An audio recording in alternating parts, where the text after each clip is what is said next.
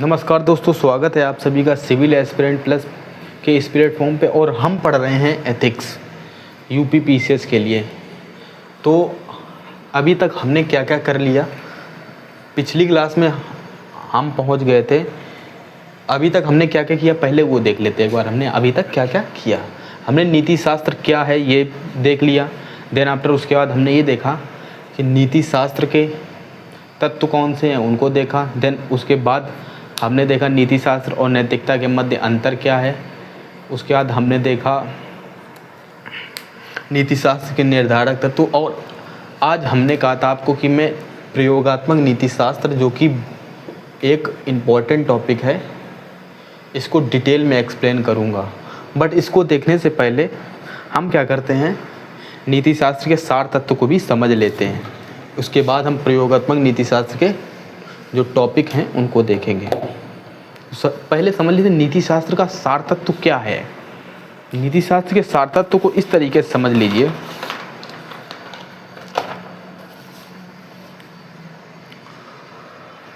मान लीजिए कि नीति शास्त्र के सार तत्व को कीवर्ड में मैं आपको बता देता हूँ, यूनिवर्सल। एक मिनट मुझे दीजिए। बैकग्राउंड में कुछ साइड आवाज़ आपको आ रही होगी, आ रही कि नहीं आ रही? आप लोगों के पास कमेंट में लिखिए आवाज़ आ रही। हाँ, उसी को मैं बंद कर देता हूँ।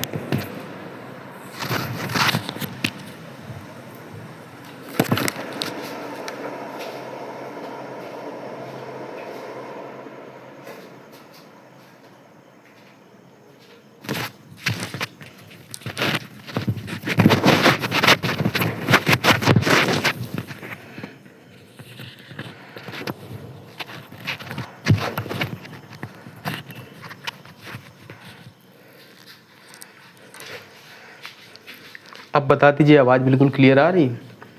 हाँ ठीक है, आवाज़ बिल्कुल क्लियर आ रही तो ठीक है। बस चलिए शुरू करते हैं।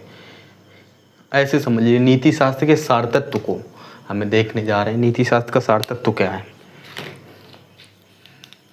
ऐसे समझ लीजिए। नीति शास्त्र के सार तत्व समझने के लिए, सार तत्व का मतलब है नीति शास्त्र कैसे निर्धारित किया जाएगा कि नीति शास्त्र है। तो ऐसे समझिए, यूनिवर्सल फैक्ट। इस तरीके से नहीं, आप कंफ्यूज हो जाएंगे, दूसरे तरीके से समझते हैं। ऐसे समझिए,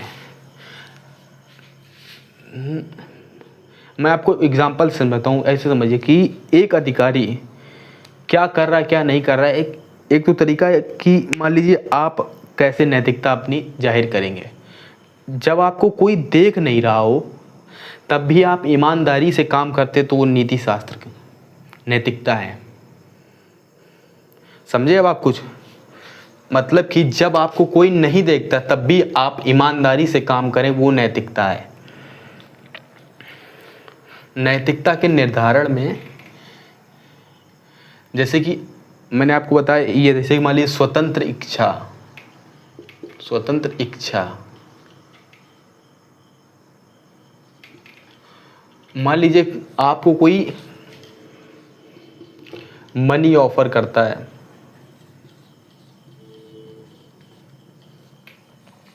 आपके पास चॉइस है, आप इसको ले भी सकते हैं और नहीं भी ले सकते हैं। आप हाँ कह सकते हैं, ना कह सकते हैं। यही आपकी, जब आपको स्वतंत्र इच्छा मिलती ना, तो यहीं से आपकी नैतिकता निर्धारित होती है। आप अपने प्रोफेशन के साथ अपनी स्वतंत्र इच्छा को किस तरीके से कार्य करते हैं। नीति शास्त्र ये नहीं है कि आप अपनी स्वतंत्र इच्छा के अनुसार कार्य करें। नीति शास्त्र वो है, नीति शास्त्र की इंसान कौन सा व्यवहार, आपको किस तरीके का व्यवहार करना चाहिए, नीति शास्त्र ये है। समझे अब आप लोग? स्वतंत्र इच्छा आपकी, एक पॉइंट मैंने बताया नीति शास्त्र के सार तत्व में, स्वतंत्र इच्छा। मान लीजिए कोई आपको मनी ऑफर करता है, पर नीति शास्त्र क्या है? नीति शास्त्र आपकी स्वतंत्र इच्छा नहीं है। नीति शास्त्र वह है जो आपको करना चाहिए, वे नियम व मानक हैं जो आपको करना चाहिए, तब आप नीति शास्त्र यही है। इसके बाद मैंने इस स्वतंत्र इच्छा के बाद दूसरे पॉइंट को समझते हैं। यहाँ पर तो मैंने आपको बात की विकल्प की, कौन सा विकल्प चयन करना चाहिए। विकल्प आपके पास हैं, चयन करना चाहिए। अर्थात आपको क्या चयन करना चाहिए, क्या करना चाहिए। जो सही हो वही विकल्प आपको चुनना चाहिए, वही नीति शास्त्र है।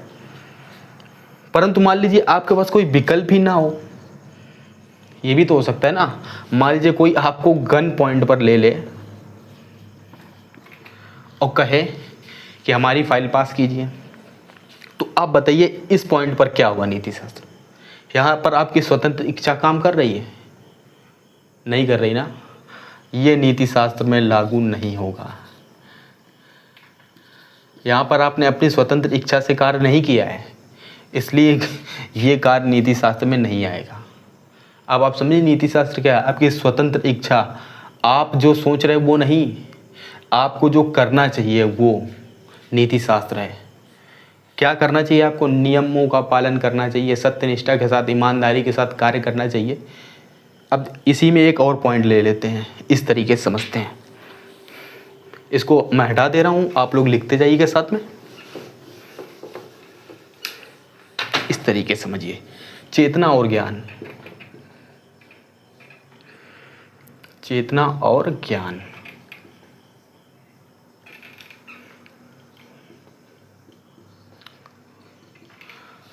मान लीजिए इसमें ऐसे समझते हैं, एक व्यक्ति जो नशे में हो, नशे में डूबा युवक,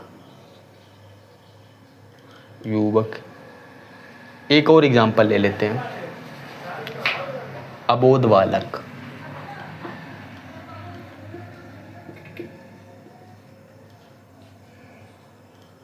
अब बताइए इन दोनों में चेतना है? ये तो अपने सेंस में नहीं, तो इसमें तो चेतना है ही नहीं, यानी कि इस पर तो नीति शास्त्र लागू नहीं हो रहा। इसका ज्ञान भी कार्य नहीं कर रहा इस टाइम पे, क्योंकि ये अपने होश में नहीं है। वहीं पर अबोध बालक, ना इसमें चेतना है ना इसमें ज्ञान है। अर्थात अब हम क्या समझा हमने ये समझा कि यदि कोई व्यक्ति जिसमें चेतना और ज्ञान है, वो यदि सत्य मार्ग पर है, यानी कि नैतिकता के मार्ग पर चल रहा है, तो नीति शास्त्र का पालन करता है। और नीति शास्त्र का सार तत्व भी है नैतिकता, और ऐसा आचरण या व्यवहार जो व्यक्ति को करना चाहिए, कानून के अंतर्गत कार्य करना चाहिए या नैतिकता के अंतर्गत कार्य करना चाहिए, ऐसा निर्धारक तत्व या फ्रेमवर्क। समझे आप लोग? इसी तरीके से और एक बात समझिए, नीति शास्त्र के सार तत्व में एक चीज और समझने की कोशिश, इरादा।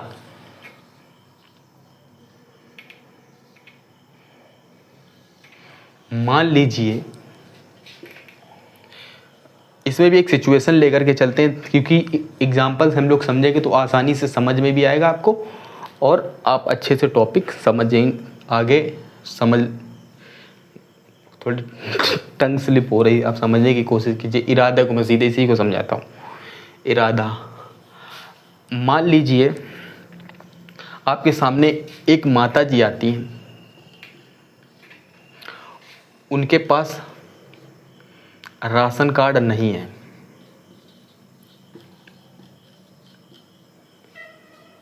फिर भी वे जिद कर रही हैं कि उन्हें राशन चाहिए, और इसी परिस्थिति को कि ये इस योग्य हैं, इसको साबित करने के लिए गांव के कुछ लोग आते हैं और कहते सरकार, इनको इस राशन की बहुत आवश्यकता है।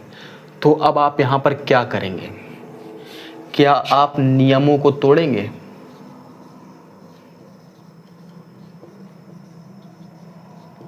देखिए इन्हीं से केस स्टडी भी आपकी बनती।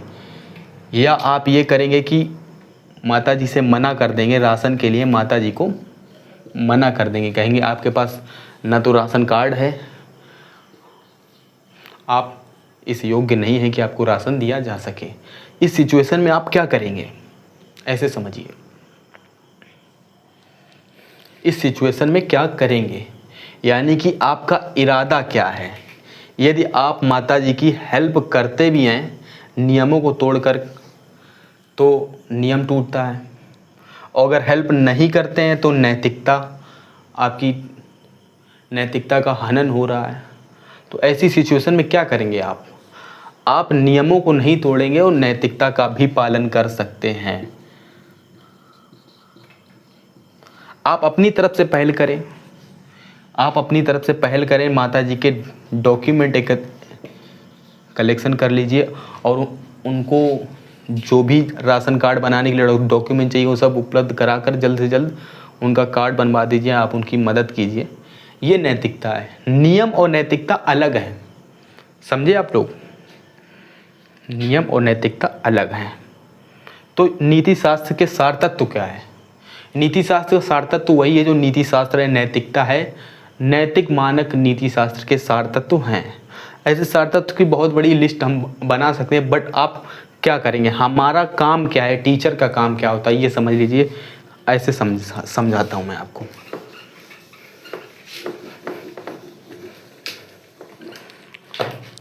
टीचर का काम क्या है, मैंने आपको पिछली क्लासेस में भी बता रखा है, एक बार फिर मैं बता देता हूँ आपको कि टीचर का काम क्या है। एक सब्जेक्ट को लेकर के आपके सामने आएगा टीचर, उस सब्जेक्ट में आपका इंटरेस्ट डेवलप करना,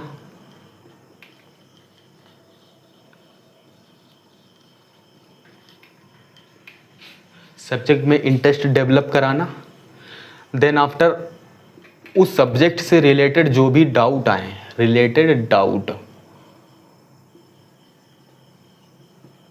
उसको क्लियर करना।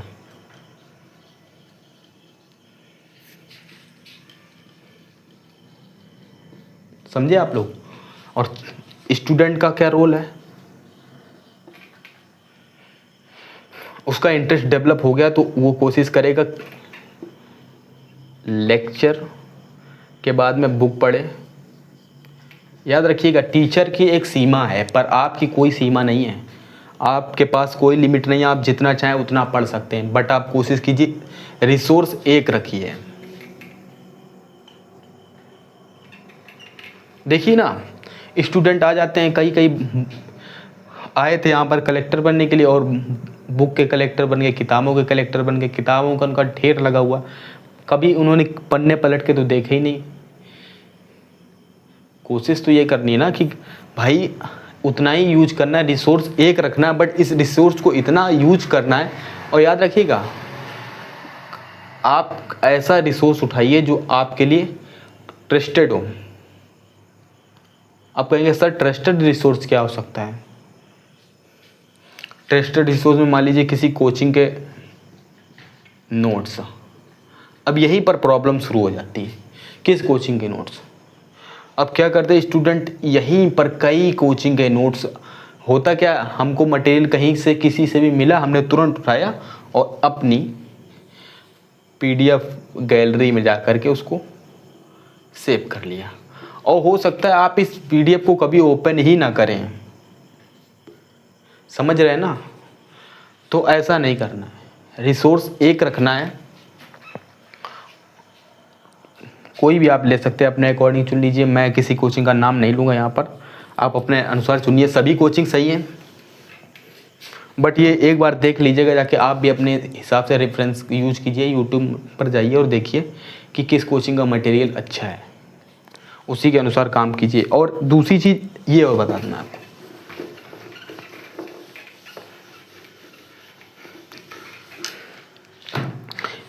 यूट्यूब पर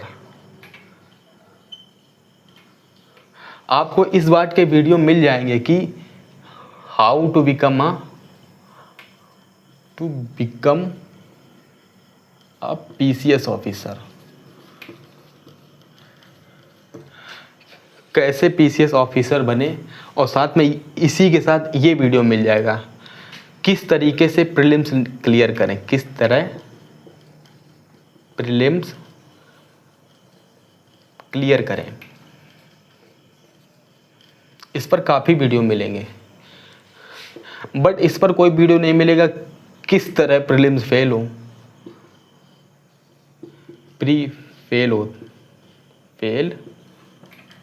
हो जाते हैं, किस तरह या किन कारणों से। इन पर वीडियो आप ढूंढिएगा जाके, मिलेंगे ही नहीं, बहुत कम। आप जितने भी बड़ी बड़ी कोचिंग देखिए, आप जाके ये वाले वीडियो आपको ज़्यादा मिलेंगे, ये वाला वीडियो आपको मिलेगा ही नहीं। लोग सक्सेस के पीछे भागते हैं, जबकि आपको फेलियर भी देख लेना है किसी का। जितनी सक्सेस, ऐसे समझिए, जितना सक्सेस इम्पोर्टेंट है उतना फेलियर भी इम्पोर्टेंट है। आप दोनों से सीख सकते हैं। प्रक्रिया पर बल दीजिए,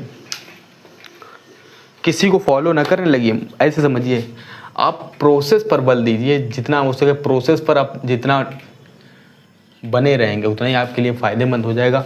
आप ये ना कीजिए, किसी के फॉलोअर मत बनिए, मत बनिए, क्योंकि आपको कोई भी स्ट्रेटजी आपके लिए बना ली जाए। स्ट्रेटजी क्या है, ऐसे समझिए। आप लोग स्ट्रेटजी के बारे में बहुत पूछते हैं, तो आज स्ट्रेटजी आज बात कर लेते हैं आप लोगों से इसी भी स्ट्रेटजी। स्ट्रेटजी एक तो ये शब्द हो गया स्ट्रेटजी। एक शब्द मार्केट में बहुत घूमता है, नोट्स। एक शब्द, चलिए इन्हीं दोनों पर आज बात करते हैं। नोट्स, कुछ लोगों को ऐसा लगता है जो प्रिपरेशन के स्टार्टिंग फेज में होते हैं कि नोट्स बहुत बड़ी चीज़ है, और लगता है कि नोट्स से ही सिलेक्शन होता है। नहीं, आपने प्रक्रिया मिस कर दी है। यदि नोट से सिलेक्शन होता और टॉपर के नोट से सिलेक्शन होता, टॉपर्स के नोट तो अवेलेबल है टेलीग्राम पर, तो ऐसा करते हैं कि वो नोट्स उठाते हैं, आप सबको उपलब्ध करा देते हैं और आप सब लोग टॉपर बन जाइए। पर ऐसा होता है क्या? टॉपर्स के नोट से कोई कभी टॉपर नहीं बनता है। उसके लिए एक प्रक्रिया है। अगर टॉपर्स ने अपने नोट्स में कोई एक शब्द लिखा है तो उसके पीछे की कोई प्रक्रिया रही होगी, उसने कुछ चीज़ पढ़ी होगी, बहुत गहन अध्ययन के बाद अपने उस नोट्स में एक शब्द को ऐड किया होगा। तो इसलिए प्रक्रिया को फॉलो करें, ना कि किसी के नोट्स या किसी टीचर या फैकल्टी या किसी टॉपर को फॉलो कर रहे हैं इस बेस पर कि आप उसकी स्ट्रेटजी देख लेते हैं। अरे भाई, स्ट्रेटजी अगर यही बात है तो यूट्यूब पर टॉपर की हज़ारों स्ट्रेटजी भरी हुई हैं। तो ऐसा करते हैं, ये स्ट्रेटजी आपको दे देते हैं और आपको पढ़ना पढ़ाना बंद कीजिए, यही स्ट्रेटजी देखिए और सब लोग टॉपर बन जाइए। पर क्या ऐसा संभव है? मैं तो हमेशा से यही कहता हूँ कि टॉपर की स्ट्रेटजी, टॉपर के नोट्स, इन सब के चक्कर में मत पड़िए, प्रक्रिया पर बल दीजिए। प्रक्रिया है क्या?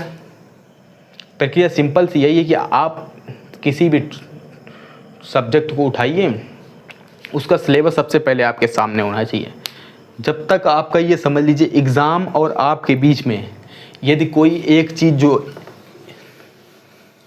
आयोग ने आपको यदि कोई एक चीज़ उपलब्ध कराई है, तो एक तो आपको सिलेबस उपलब्ध कराया है, यानी कि ऑफिशियली जो आयोग ने आपको दो चीज़ें उपलब्ध कराई, एक तो सिलेबस और दूसरा प्रीवियस ईयर क्वेश्चन। तो आपका पूरा फोकस इन दो चीज़ों पर बहुत ज़्यादा होना चाहिए। तो पढ़ने का तरीका यही कि सिलेबस लीजिए, उसके एक एक पॉइंट को उठाइए और उन पॉइंट्स पर अपने नोट्स प्रिपेयर कर लीजिए। समझ रहे ना? पॉइंट टू पॉइंट नोट्स बनाते चलिए। जब आप ये नोट्स अपने हाथों से खुद बनाएंगे, यानी कि मान लीजिए आपने एक लेक्चर लिया किसी टीचर का, आपको पसंद आ गया कुछ, तो जब आप इस लेक्चर से कोई चीज़ बोरो करते हैं तो वो फिर वो टीचर की नहीं रह जाती, वो आपकी हो जाती, क्योंकि आपने इस टीचर के साथ लेक्चर कंप्लीट किया। तो यानी कि आपने प्रक्रिया का पालन कर लिया है और ये लेक्चर आप बहुत अच्छे से फॉलो किया। हाँ, ये एक्टिव पार्टिसिपेशन होना चाहिए आपका लेक्चर में। अगर पैसिव पार्टिसिपेशन है तो फिर अभी लेक्चर आपका किसी काम का नहीं है। समझिए आप लोग। तो कोशिश करनी है कि प्रक्रिया को फॉलो करें और इसी तरीके से करें। PYQ का रोल बहुत बड़ा है। PYQ के रोल पर मैं आपको एक सेपरेट वीडियो बना कर दूंगा। करंट अफेयर पर मैंने आपको कह रखा, उस पर भी मैं आपको बहुत जल्द वीडियो दूंगा।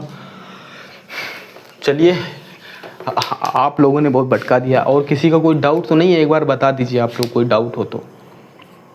ओके। क्वेश्चन, अरे क्वेश्चन नहीं मिला, एक दो दिन में रुकिए, बता। एक्चुअली क्या हुआ ना, क्वेश्चन तो रखा हुआ, टाइप हुआ, बट प्रॉब्लम ये कि टेलीग्राम में इस टाइम पे रीनीट एग्ज़ाम चल रहा है ना। रीनीट एग्ज़ाम 22 जून को है, इस वजह से अभी 22 जून तक टेलीग्राम तो बिल्कुल बैन है। या तो दूसरा तरीका ये कि दूसरे तरीका कौन सा हो सकता है? अरे अभी आप कुछ दिन रुक जाइए, अभी आप लोग पढ़िए, बुक्स पढ़िए, उसके बाद आपको क्वेश्चन मिलना शुरू हो जाएंगे। आप उन क्वेश्चन को कीजिए, मैं कोशिश करूँगा कि क्लास में ही क्वेश्चन आपको दूँ, ठीक है? आप उसको नोट्स कर लीजिएगा, नोट करिएगा, देन आफ्टर आप लिख करके उसे भेजिएगा टेलीग्राम में, ठीक है? आपका इवेलुएट करके आपको मिल जाएगा। और किसी को कोई डाउट?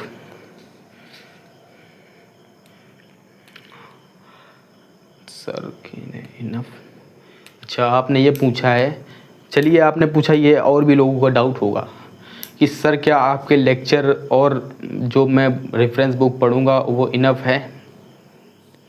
ऐसे समझिए, इनफ आपने पूछा।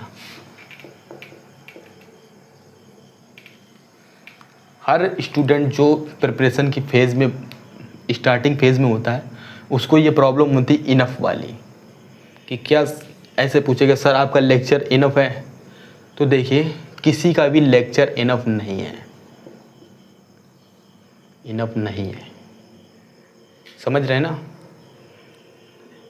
आपको बुक्स पढ़नी होंगी और कई बार पढ़नी होंगी, उसके बाद नोट्स बनाने हैं,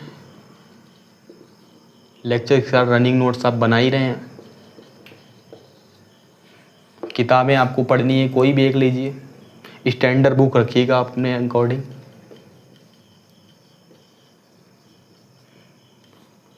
एक दिन मैं बुक लिस्ट पर भी आपको एक वीडियो प्रोवाइड करा दूंगा। हालांकि यूट्यूब पर बुक लिस्ट का बहुत वीडियो पड़े हुए हैं, बट वो मैंने देखा मैक्सिमम वीडियो जो है ना, वो बुक की मार्केटिंग के लिए लाए गए हैं, उनसे आपका कोई लेना देना है नहीं ज़्यादा मैक्सिमम टाइम पे। तो कोशिश करेंगे अलग से आपको वीडियो प्रोवाइड करा दिया जाए बुक लिस्ट को लेकर के। बाकी मैं बता रहा था आपको, इनफ आपने पूछा कि क्या इतना इनफ है, नोट्स बना ली। उसके बाद आपको PYQ फ्रेमिंग,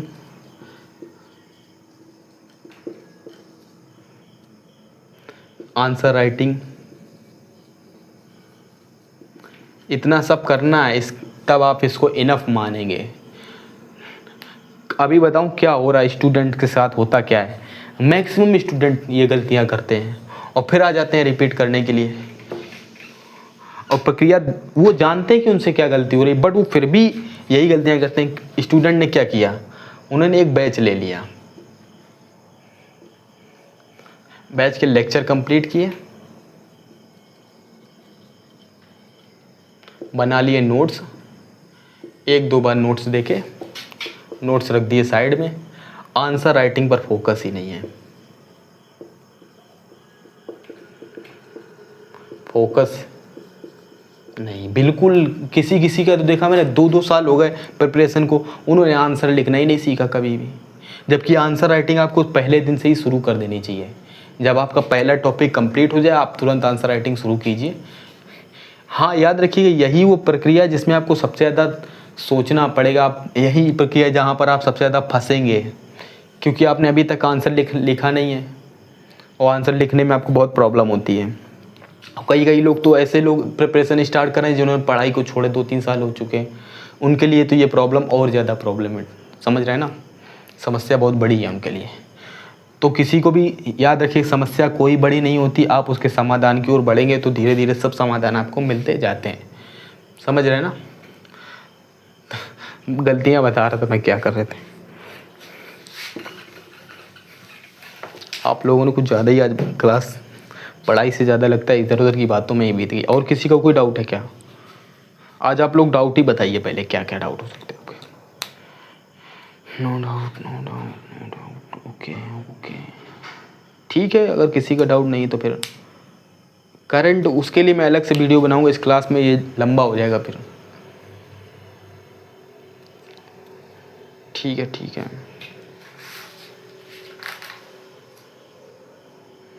तो एक काम करते हैं,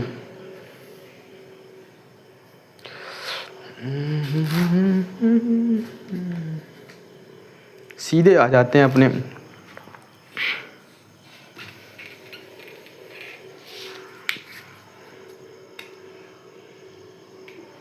प्रयोगात्मक नीति शास्त्र।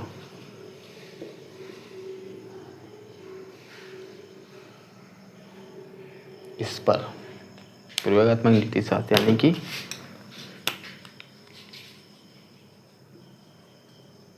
Applied ethics. इसमें मैंने आपको मुद्दे बताए थे, माओ लिंचिंग,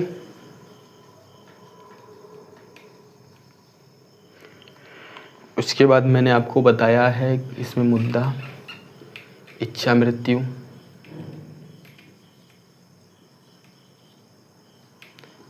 यूथनेसिया से कहते हैं, ठीक है, गर्भपात का मुद्दा, और भी मुद्दे हैं, हम इसका विस्तार करते जाएंगे। आप जब केस स्टडी करते हैं इसका बहुत विस्तार हो जाएगा, समझ रहे हैं।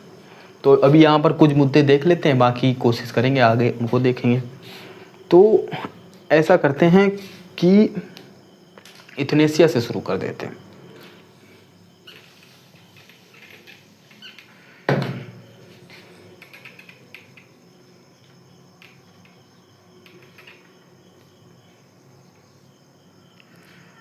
यूथनेसिया, इच्छा मृत्यु।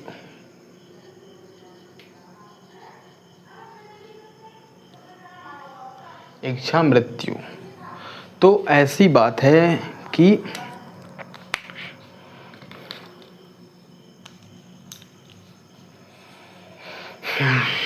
पेन गलत ले लिया मैंने, क्या है यार। अमेरिका में एक डॉक्टर, पहले एक कहानी सुनिए इसके बैकग्राउंड के लिए।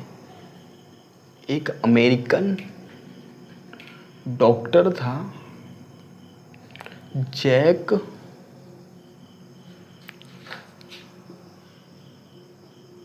केवार्कियन, जैक केवार्कियन।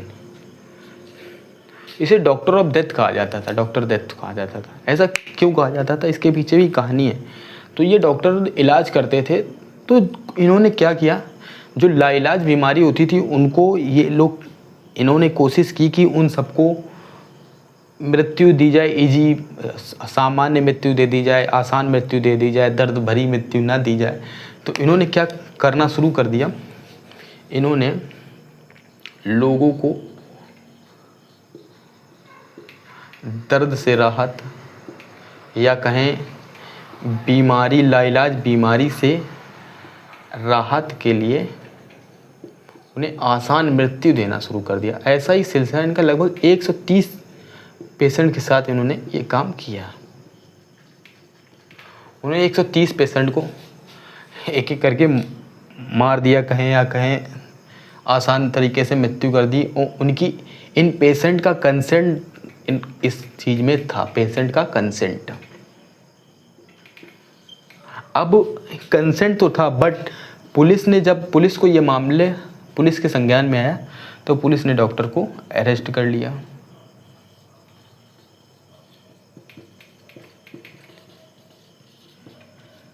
जब पुलिस ने अरेस्ट कर लिया तो पुलिस ने इन पर केस बनाया, हत्या का केस बनाया, और इन पर ये केस चलता रहा बाद में। और बाद में इनको कोर्ट से इसी चीज़ को लेकर के कि इच्छा मृत्यु पर बाद में कानून भी वहाँ पर बने, और इनकी आगे क्या हुआ उसको छोड़ देते हैं। इस कहानी को यहीं तक देखा गया। देन आफ्टर इस चीज़ से हमें ये पता चली कि इच्छा मृत्यु कब दी जा सकती, कब नहीं दी जा सकती। यहाँ दो मुद्दे उठ करके आए, और भारतीय परिप्रेक्ष्य में भी इसका एक बहुत अच्छा उदाहरण है। तो भारतीय परिप्रेक्ष्य के उदाहरण को देखते हैं।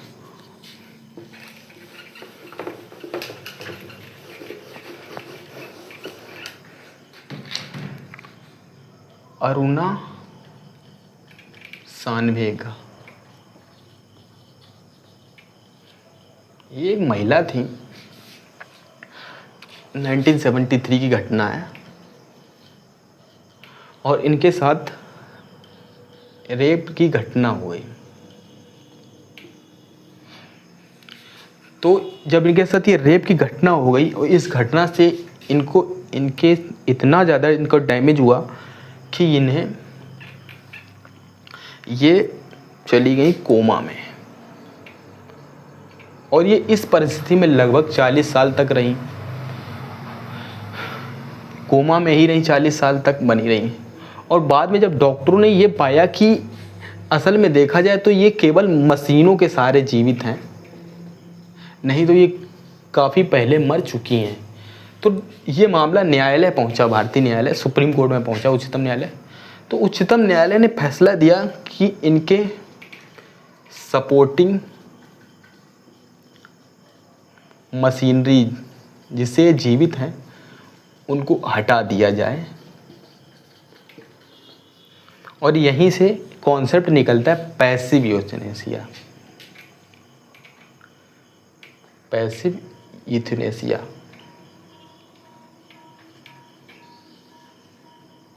पैसिव यूथनेसिया का मुद्दा यहीं से निकलता है, यानी कि व्यक्ति को इच्छा मृत्यु को दो भागों में बांट दिया गया, एक तो एक्टिव और दूसरा पैसिव। अब एक्टिव में क्या है, जो व्यक्ति है वो जीवित है, और दूसरा यहाँ पर क्या है, ये जो व्यक्ति जीवित है ना, एक कृत्रिम रूप में जीवित है, ये आर्टिफिशियली जीवित है और इसके बचने के कोई चांसेस नहीं है। तो इस केस में इच्छा मृत्यु दी जा सकती, बट इस केस में इच्छा मृत्यु का कोई प्रावधान नहीं है। भारतीय उच्चतम न्यायालय ने यह बिल्कुल स्पष्ट कर दिया कि पैसिव यूथनेसिया संभव है, बट एक्टिव यूथनेसिया संभव नहीं है। बाकी इसका जो लीगल फ्रेमवर्क है, इसको इस तरीके से समझते हैं, इसके लीगल फ्रेमवर्क को भी देख लेते हैं।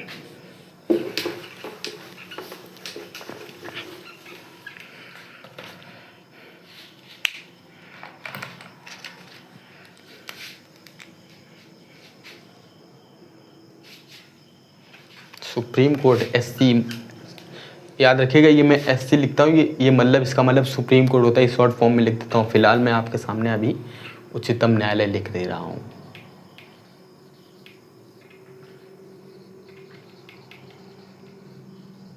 उच्चतम न्यायालय, यहाँ पर आर्टिकल 21 से प्रभावित है, किस तरह से पर्सनल लिबर्टी,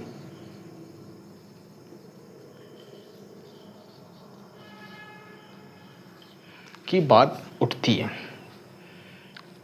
अब यहाँ पर मान लीजिए लिविंग विल,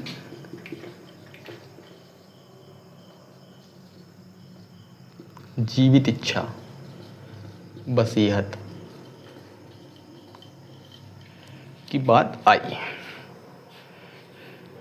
यानी कि बीमारी की स्थिति में शरीर पर साइंस एंड टेक्नोलॉजी का प्रयोग करके यदि उसको जीवित रखा गया है,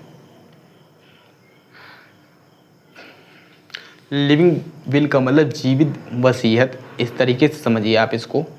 पर्सनल लिबर्टी इसीलिए कहा गया क्योंकि ये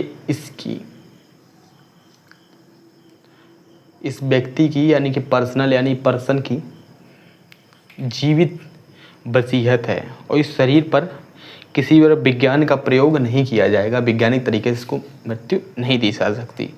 बट किन केसों में इस यूथनेसिया संभव है, वो मैंने आपको बताया। पैसिव केस में यूथनेसिया संभव है जब जीवन रक्षक प्रणाली की हटाने से उस व्यक्ति की मृत्यु हो रही हो और उस व्यक्ति के कोई चांस नहीं है, तो उनको हटा दिया जाता है।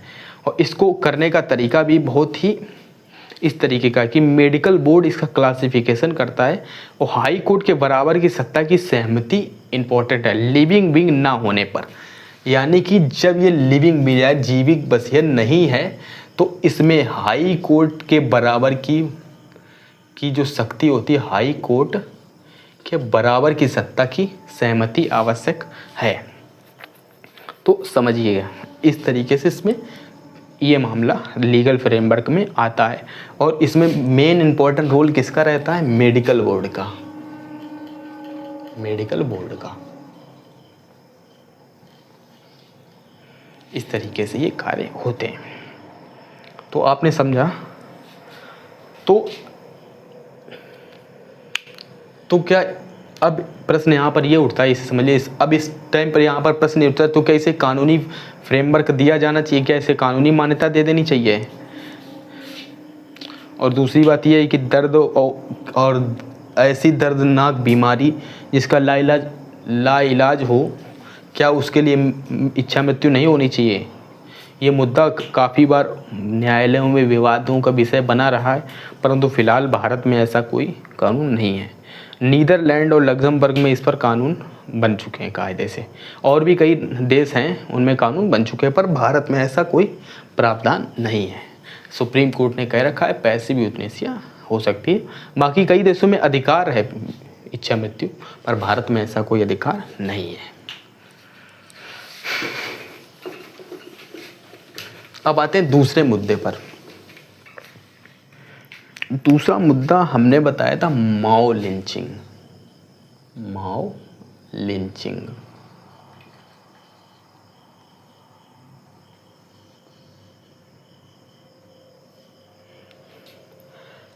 ये शब्द माओ लिंचिंग आया कहाँ से? ये शब्द भी अमेरिका से आता है, इस तरीके से समझिए। क्या होता था, अमेरिका में गोरे जमींदार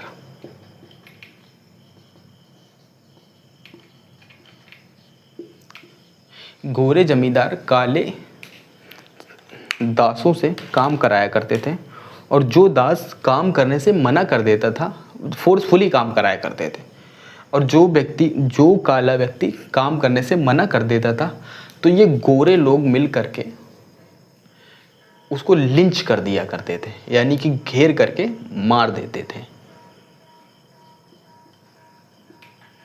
अब भीड़ में हत्या होती तो कानून किसी एक व्यक्ति को इस पर जिम्मेदार नहीं ठहरा सकता था, तो ये लोग बच जाते थे इस जगह पर। तो माओ लिंचिंग शब्द अमेरिका से आया और वहाँ पर काफ़ी प्रख्यात भी रहा, पर ये भारत में ये शब्द कैसे आ गया अचानक से? ये भारत में ये घटनाएं कब से आई? भारत में क्या हुआ ऐसे समझिए, लिंचिंग का एग्जाम्पल से समझते हैं। मान लीजिए कि अभी कुछ समय पहले उत्तर प्रदेश राज्य में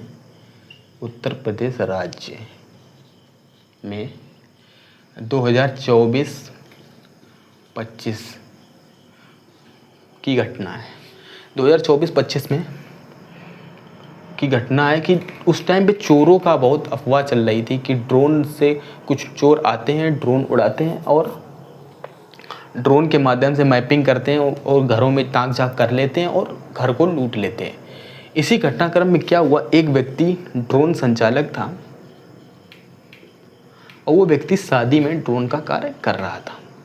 इसको यूज मत करिएगा क्योंकि ये केस यूं ही मैंने एग्जाम्पल के तौर पर लिया है, हर एग्जाम्पल आप यूजेबल नहीं है, और इनमें कोशिश कीजिएगा ज़्यादातर ऐसे मुद्दे यूज कीजिएगा जो कानूनी रूप से बाध्य हों। ये तो एक किस्सा है उत्तर प्रदेश का, ठीक है।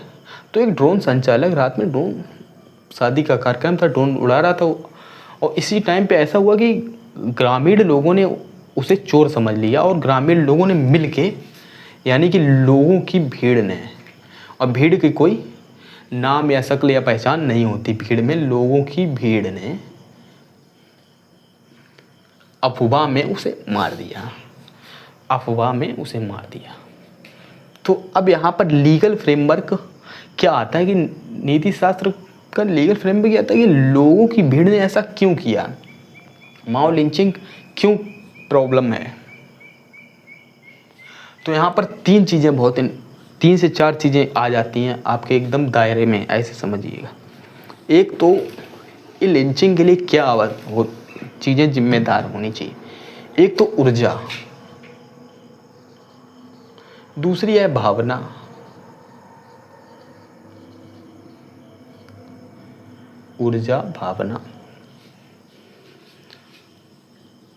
और इच्छा और समूह चिंतन।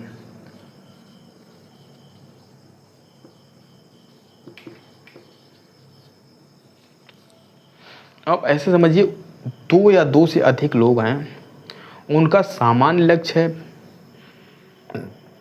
अपनापन है उनके साथ में, तो वो उनकी सामान्य ऊर्जा मिल जाती है, तो ये भीड़ बनने लगती है। भावना क्या है? भावना ये है कि मान लीजिए कोई घटना है या अफवाह, ये पूरी विवाद यहीं से शुरू होता, घटना या अफवाह पर। और इच्छा क्या, ये पैसिफिक है, पाश्विक इच्छा, यानी कि इच्छा तो ऐसी कि अब यहाँ पर ये जब अफवाह उड़ती तो ये इन लोगों को लगता है कि जो भी मिल जाए उसको मारो। इच्छा ये होती है इन लोगों की।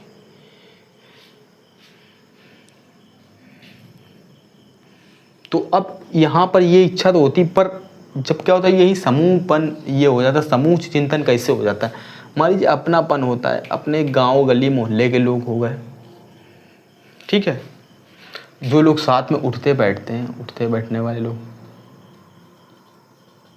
ये एक से दूसरे में अपनी ये जो अफवाह होती है या घटना होती है उसको फैलाने का, पहुंचाने का काम करते हैं। तो ये समूह चिंतन एक इसीलिए प्रॉब्लम का कारण है, समूह चिंतन। तो अब इसके सल्यूशन क्या है? इसके समाधान के लिए बहुत इम्पोर्टेंट चीज़ें हैं। समाधान इसका बहुत आसान है।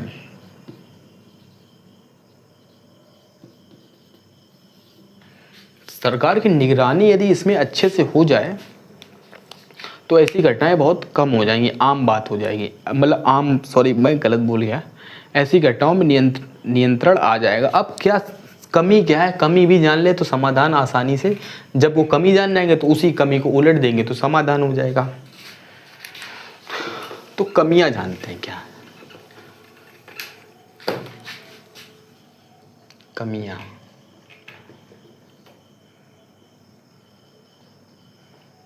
पर्याप्त कानून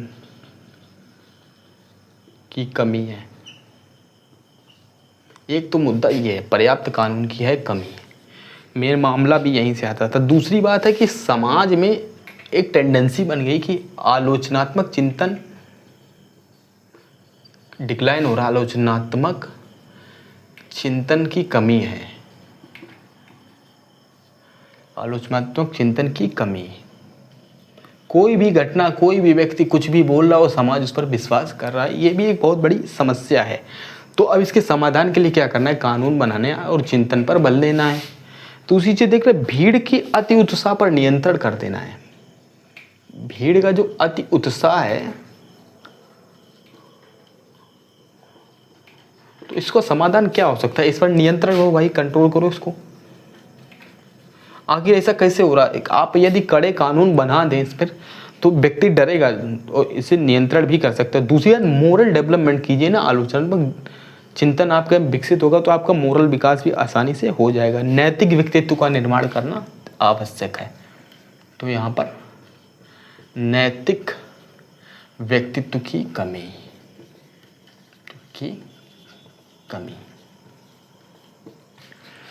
नैतिक व्यक्तित्व की कमी, तो इन्हीं को उलट दीजिए, समाधान हो जाएगा। तो अब समझ गए ना आप लोग? इसी तरीके से आपको करना है आगे चलिए। बाकी का ये मुद्दा जो ये रह गया भ्रूण हत्या वाला, इसको कल करेंगे, और कल आगे क्लासेस जो भी होंगी, कल आगे का मुद्दा और भी टॉपिक होंगे कल, उनको भी करेंगे। कल ही हम देखेंगे, पर्सनालिटी देख लेंगे, इंडियन पर्सनालिटी जो नैतिकता के लिए बहुत इम्पोर्टेंट, और वहाँ से भी समझ लीजिए आपका काफ़ी चीज़ें कवर हो जाएंगी, शुरू हो जाएंगी। इसके बाद आपकी यूनिट भी खत्म हो जाएगी, पर्सनालिटी इसके बाद, व्यक्तित्व के बाद पहली यूनिट खत्म हो जाएगी, फिर दूसरी यूनिट पर हम सब सीख लो। ठीक है, चलिए मिलते हैं, तब तक के लिए जय हिंद जय भारत।